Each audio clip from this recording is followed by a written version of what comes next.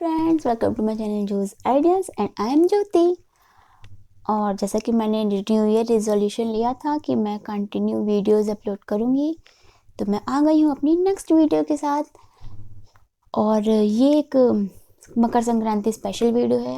Actually I know कि मकर संक्रांति बीत गई है, उसके बाद मैं वीडियो अपलोड कर रही हूँ, बट ये प्री प्लान वीडियो नहीं है, प्री प्लान DIY नहीं है।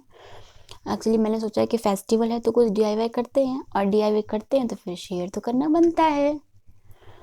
तो मैंने कुछ एक्चुअली से सिंपल और ब्यूटीफुल DIY बोल सकते हैं, ये एक छोटा सा बच्चा भी कर सकता है।